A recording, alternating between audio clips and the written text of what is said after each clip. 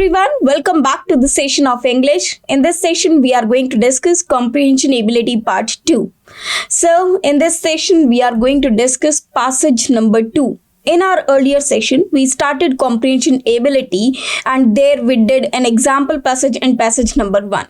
In this session, we are going to discuss passage number 2. Again, we are going to read a paragraph or the passage based on which we will be given some question and answers, and we have to recognize the correct answers on the basis of the context of the passage which is given to us. So, in this session as well, there are two methods of solving this passage. First, we can read the entire passage and after that, we can start answering the questions, or what we can do, we can just simply go to the question and then get back to the passage and read or try to find out the questions from the particular passage which is given to us. As we go through the menu in any restaurant, so we have to do the same procedure, we have to follow the same procedure in reading the comprehension as well. But here, as I told you, just that initially we should begin reading the entire paragraph. So in this session as well, we'll read a little of the paragraph and after that we'll go to the questions. Okay, so let us start reading the passage number 2. So this is passage number 2. Let us see that what the passage is about or what is the theme of the passage. So that we may get an idea how to solve the questions. Motivations for ruralism is underdeveloped countries are understandably different from those in developed countries. Now we know well that the entire world or the entire globe is divided in 3 sections. First is developed countries, then developing countries, and then the underdeveloped countries. Developed, which is absolutely fine, which is very rich, or which have all the positive qualities in it. And if the country is developing, it means it is on the way to develop. But the countries which are underdeveloped countries are actually the countries which are very poor. Their mortality rate is very high, where it means people they die on a larger scale, or the companies under poverty, or you can say where people are illiterates. There are many negative things that can be seen in underdeveloped countries. So if we talk about motivations for ruralism, now ruralism is a term which is associated with the word rural. Now rural means when something is off village, or you can say village areas is known as or you can say village area is known as rural area. So ruralism means state of being rural. Okay, it means of the village. In underdeveloped countries, so we are talking about ruralism in which countries? Underdeveloped countries are understandably different. It means it can be understood that is different from those in developed countries. It means ruralism in underdeveloped countries and in developed countries is far different from each other. Okay, there it is a sheer physical necessity for the very act of men's survival. Sheer physical means which is very important, or you can say which is required necessarily for the very act of men's survival. It means for men's survival, because this is the most important thing. In the third world countries, which are dominantly rural, predominantly means mainly or mostly. So you can say mostly. And third world countries. Now what are third world countries? It is actually a term for those countries which are underdeveloped or very poor, which are just below poverty level, or where people die on large scale, where illiteracy is of high rate. So many bad qualities are there. So third world countries refer to those countries which are basically either underdeveloped or developing but at very low rate. So those countries are known as third world countries. Rural life in such countries means in third world countries, has been stagnating for countries on end. Stagnating means which is not growing, it is on the same level. It is not growing at all. So their development is not growing. Nothing worthwhile has been done to ameliorate the conditions of rural population. Rural population means population which belongs to villages. Okay, so the village people, you can say. So nothing worthwhile. Worthwhile means something very useful or something beneficial is has been done to ameliorate, means to make something better, to make the things better, or to improve, you can say, to make the things better, or you can say to improve. Okay, so nothing or no action is taken to make the things better for the rural population, which is slightly different from that of their quadruped counterparts basically refers to those people who are of the same level or rank but in different place. For example, prime ministers of two different countries. Okay, quadruped is basically an animal of 4 feet, but here quadruped counterparts means different counterparts of different countries. Ignorance, ill health, and poverty have become synonymous of rural life in underdeveloped countries. Now, what happens if we talk about underdeveloped countries? As I told you that these types of countries contain a lot of bad qualities. So what we can see: ignorance, ill health, and poverty. These are actually the qualities of underdeveloped countries, or you can say these have become synonymous. It means these are actually the second name of these types of countries. You know these countries with by these names because these are the prime qualities, or these are the main features of these underdeveloped countries, which is really very bad.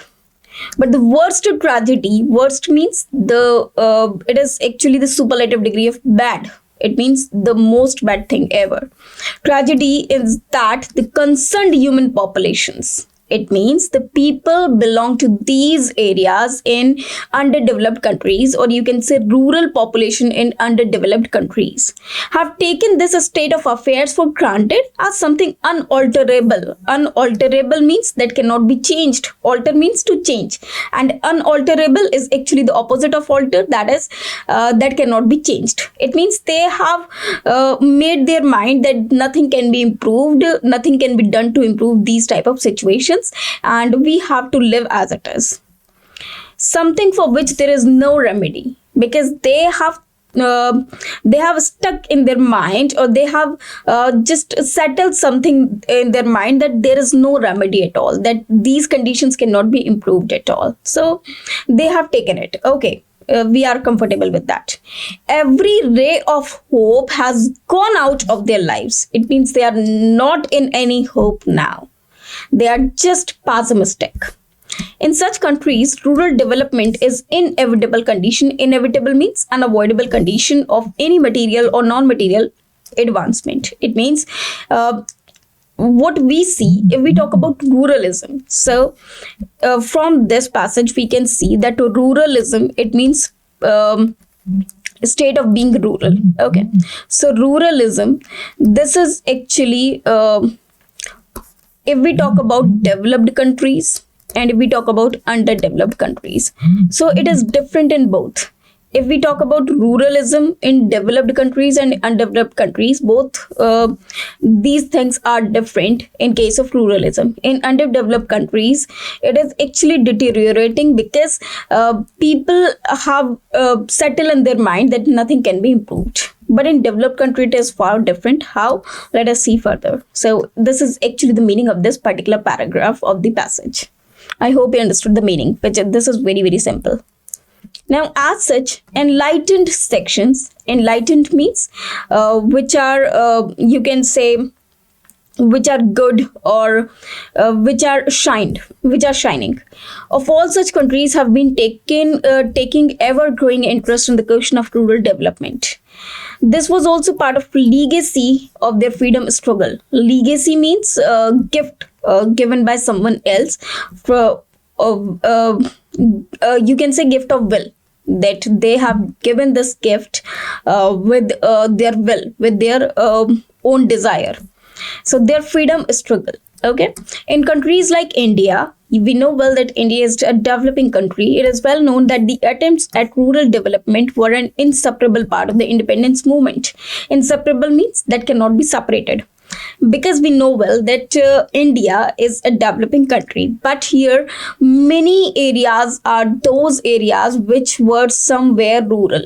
Okay, and in India, basically these rural areas are the identification of India, or you can say India is known by these rural areas actually. So leaders like Gandhi ji realized quite well that real India lived in stagnating villages. Stagnating villages means those villages that have the same level, they are not growing, but they are of equal level. Okay, cities which were mostly the products of Western colonialism. It means those areas, basically, you can say cities which were occupied or which were conquered or which were, you can say, colonized by Western culture. They were just artificial showpieces. Actually, the most prominent thing in India, or you can say the best thing in India, is actually the rural area. That is actually the identification of India. Even then, we can say even then, there were two worlds. Two worlds. What are the two worlds? The posh areas where the affluent flew. Affluent means very rich. Okay, so there are two words. It means one of rich people, mostly the products of custodians or imperial interest lived. Okay, and were little islands engulfed by vast ocean of dirt represented by vast majority of people.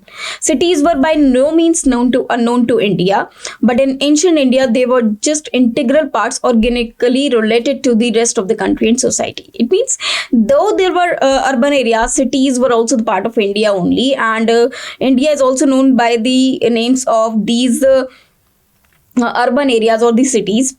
Still, the most important part in India was played by the rural area. So rural is actually the identification of India, or you can say we are proud of it. So here, but modern cities are exotic centers of commercial and industrial exploitation. Cities in ancient India were the flowers of cultural and artistic excellence of the nation. Modern cities are just parasites preying on debilitating the country. Debilitating means making weaker. Hence, Gandhiji started go-to-village movement, which alone, according to him, could bring freedom to India and sustain it. Rural development had the pride of place in his strategy for the nation's freedom. Thus, it had its origin in the freedom struggles. Therefore, rural development played a very important role in India to get independent. So, we are proud of rural areas as well. So, this is actually the paragraph, which is a very beautiful paragraph. Now, let us see the questions. Well, while reading the paragraph, you can see that the passage is very interesting. So what we did, we just read the entire paragraph first because the passage is really interesting. So let us see the questions now. As we have read the entire passage, we can easily answer the questions now. People are taking growing interest in rural development because nothing worthwhile can be done in near future. They have now become optimistic about it. They have realized that the indispensability of it. They have been suffering from severe health problems. Now, what made people taking growing interest in rural development? Just because they have realized that indispensability of it. It means the importance of rural development areas. So here the answer should be C. Because now the people realize that what is actually the rural development and what is the role of rural development in developing a country. Which of the following is the lever according to the passage? Lever is actually, as you have heard this term in physics, that there is a lever, fulcrum. Okay, when we lift something, we need some, you can say something as a point by which we can uplift the other thing. Now, what is according to it the lever of the passage? Upliftment of rural areas, enlightenment of certain sections of the society, non-material advancement, or the stagnation of rural life. Obviously, it is upliftment of the rural masses. This only can make any country develop. Now, answer is A. Now let us move to the next question. Which of the following is the worst tragedy according to the author? Now, as we have already read, and you know well that we have read this word worst tragedy. So what is according to the passage is the worst tragedy? Now let us see this. Lack of realization of the importance of rural development, exploitation of rural people by the city dwellers, the subhuman condition of the people, or the pessimism of rural people about their own conditions. Pessimism is actually the lack of hope that you can say if the person he just thinks the negative, he just see the negative phase of everything, that is, that person is known as pessimistic and his view is known as pessimism. So pessimism is actually the lack of you can say lack of hope. Okay, now let us get back to the passage. That is, it is written as we have heard this, that but the worst tragedy, you can see this line, but the worst tragedy is that the concerned human populations, it means population belong to rural areas in underdeveloped countries, have taken this state of affairs for granted as something unalterable. It means that cannot be changed, something for which there is no remedy. It means they think that there is no remedy, there is no nothing that can improve the conditions of these areas. Every ray of hope has gone out of their lives. It means they have become pessimistic. Therefore, the correct answer will be, so here we have the question. This is question number 3 as we have read. So the answer should be D, that the pessimism of rural people about their conditions. So this is actually the worst tragedy that we are talking about, or the author wants to convey through this passage. I hope you understood this question. Now, as we have read the entire passage, this is very, very simple for us to answer these questions, as we know what is actually the meaning or the theme of the passage. So this is really a fantastic style of doing any passage. Yet I must tell you that if you have a limited part of time, or if you have very less time, what you can do, you can simply go to the questions and just look after that particular question or the keywords in the passage, so that you can answer it very well and very soon. Now let us move to the next question. Which of the following statements is not true in the context of the passage? Now, in these type of questions where we are asked about this statement, whether it is negative or positive, whether it is true or false, whether it is right or wrong, what we need to do, we have to see each and every statement and just match it with the passage. If it is written as it is, as according to the passage, or if the meaning of the particular statement is according to the line given in the passage, then we can easily recognize what can be the answer of these type of questions. Now let us see this question. Now we have been asked, now this is very, very important, read this very carefully. Here we have been asked about the not true. Not true means false statement. So here with this style, sometimes author just make us puzzle or just confuse us, that it is saying not true, it means we are talking about the false statement. We have to look for the false statement. Okay, this is not true, keep this in mind. Okay, so here we have some options. Most of the rich people dwelling in modern cities, dwelling means residing or living in modern cities, are genuinely concerned about the rural development. Rural development is prerequisite of any other advancement and progress. Prerequisite, it means the initial part of, or you can say integral part. The rural folk in the third world countries. Now, third world countries are those countries which are actually underdeveloped countries, feel that their subhuman condition cannot be improved. Yes, we know well that this is absolutely correct, as we have already read in our earlier question as well. Rural development is a prerequisite. It means the first requirement of the advancement and progress. This is absolutely true, that we have already read in the passage. Only rural development can raise the standard of living of people in third world countries. As we know well that rural development has played a very important role in developing or in making India independent. So this T statement is absolutely true about the third world countries as well, because here if the rural development can be seen, that can raise the standard of living of the people of third world countries, because here the people are of pessimistic opinion, or they are pessimistic. So if they improve themselves, obviously the conditions can be improved. So the last statement is also correct. Now we need not go back to the passage, because here we know the answer is A. As we have already read the entire passage, now we can conclude easily that A will be the correct answer. Okay, so here A will be the correct answer, as there is nothing like given in the passage that the most of the rich people dwelling in the modern cities, they are ever thinking they have ever thought about rural people. We have not seen this in the entire passage. Okay, so this will be the correct answer. Now let us move to the next question. This is, rural development was considered as a part of India's freedom movement because. So here this question is very, very simple, as we know well that rural development has played a very vital role, or you can say a vital role, in making India independent. Now, what are the options? Gandhiji was against the Western colonialism. Real India was then under the British rule. No, but real India refers to rural. As per Gandhiji's opinion, it was rural. Imperial interest lived only in villages. The country comprised of mainly villages. Now, rural development was considered as a part of India's freedom movement because. Why? What is the reason? Now, let us get back to the passage. If we see this entire sentence, entire statement, but here actually this line is written in this paragraph. Now let us see this. Real India lived in stagnating villages. Stagnating villages means you can say those villages which are not growing, they are at same level.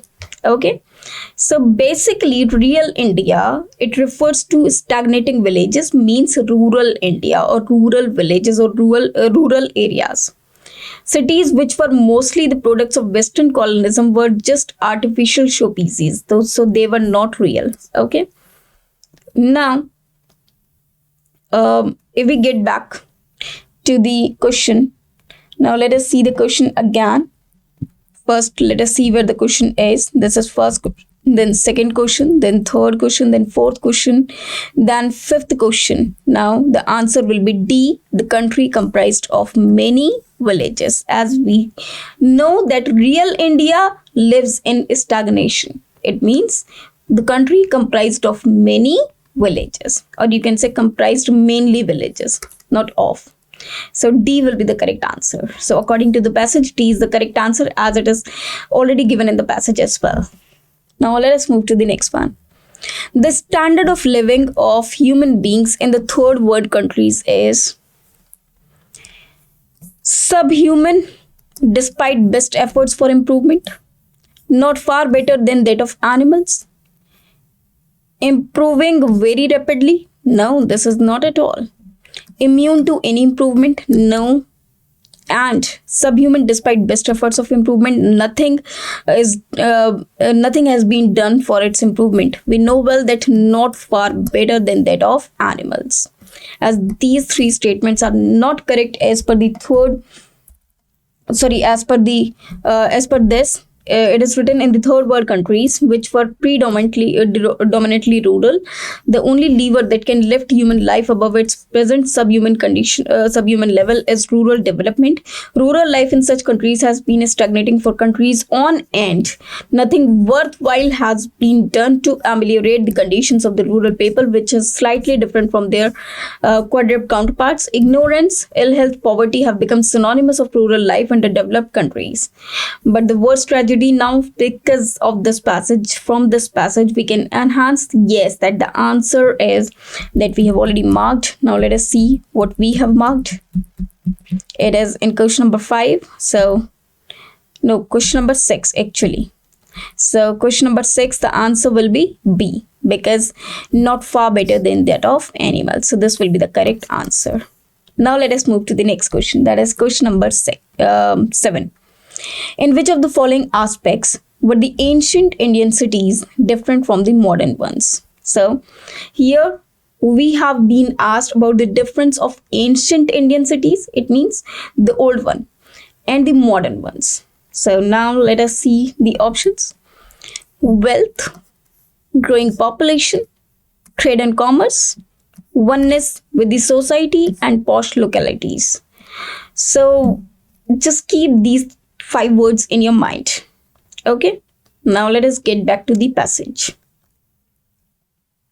It is on. If we see this, let us see this. We have to take the difference of modern urban areas and ancient urban areas or the cities.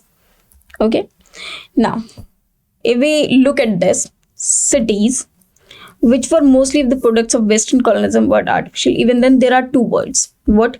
The posh areas where the affluent few, affluent means rich people, mostly the products of custodians and imperial interest levied, where the little islands engulfed by vast ocean, and cities were by no means known to India, but in ancient India, they were integral parts organically related to the rest of the country and society. So the difference lies in the posh areas. Again, but modern cities are exotic centers of commercial and industrial exploitation. Cities in ancient India were the flowers of cultural and artistic excellence of the nation. Modern cities are just parasites preying on the debilitating the country. Now let us see this. If we talk about how they are different, with the help of, you can say, oneness with the society. As we saw that the difference between these two is oneness with the society. Only this is the difference. Okay, so this we have already seen in the paragraph, the last paragraph.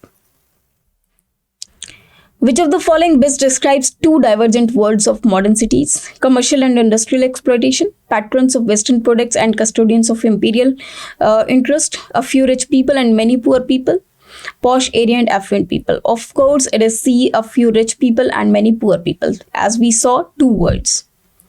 Now this is question number 9. Which of the following statements is true in the context of the passage? So we have to find out the truest statement or the true statement. The rural folk are very optimistic about improvement in their condition. Rural folk means people of rural areas. But we have already seen that the people of rural folk, they were pessimistic. In the present context, ignorance, poverty, and ill health are inseparable parts of rural life. This we have already seen. This statement was already written in the paragraph. Most of the third world countries are undergoing fast urbanization. Fast urbanization means towards becoming city, but this is not actually correct. India's struggle for freedom has been considered as a part of rural development. Struggle for freedom has been considered. No, actually it is rural development which was actually the part of India's struggle for freedom and making it independent.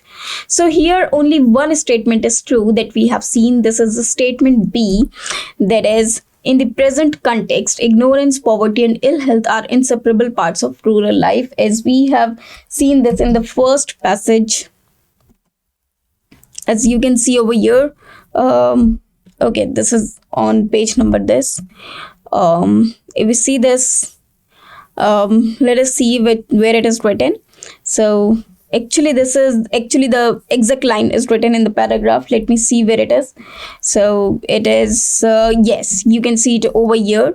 That is, ignorance, ill health, and poverty have become synonymous of rural life in underdeveloped countries. Okay, so this is actually inseparable, as we have read this word as well. Okay, so this will be the correct answer. So as we have seen here as well, so B is actually the correct answer. Now let us move to the question number 10. This is actually the directions for question number 10 to 12. So 10, 11, 12. Choose the word which is mostly nearly the same in the meaning as given word as used in the passage. It means we have to look for the synonym of this particular word, or you can say meaning of this particular word. So the word is predominantly. Now, as I told you the meaning of this word in the passage itself, extraordinarily, mostly, forcefully, or undoubtedly. Of course, its answer is mostly. Predominantly means mostly or mainly. So the correct answer is B. Now the next word is enlightened, clearly visible, shining brightly, economically privileged, fully awakened. So this is, fully awakened. So the correct answer is fully awakened. Sections, actually we are talking about the group of people. So it is groups of people, combination of units, collection of thoughts, and assembly of spectators. So sections means group of people. So our answer is A. So I hope you got this. Now directions for the question number 13 to 15. Choose the word which is opposite in meaning of the given word as used in the passage. Ameliorate. As I told you that meaning of ameliorate is to improve. So the opposite of it is expedite, hasten, worsen, or lessen. Of course, it is worsen. That is, ameliorate means to improve and or to make something better, whereas worsen means to make something worse. Okay, so C is the correct answer. Engulfed means surrounded. We have to find out the antonym or the opposite of this particular word. So disfigured, dislocated, different, or detached. So obviously the answer will be detached. Engulfed means surrounded or where we have something around it, whereas detached means separated. Okay, so this will be the correct answer. Now here we have question number 15, that is debilitating. And as I told you that debilitating means to make something weaker. So the opposite of it, inhabiting, strengthening, enfeebling, occupying. Obviously it will be strengthening, means to make something strong. So answer B is absolutely correct, as we have already read the entire passage. Now these were 15 questions that we have already done. Now I hope you understood each and every question very well. I hope you understood each and every question. So here I'm ending this paragraph. Thanks to you. Bye-bye. We'll see another passage in the next session. Thank you very much.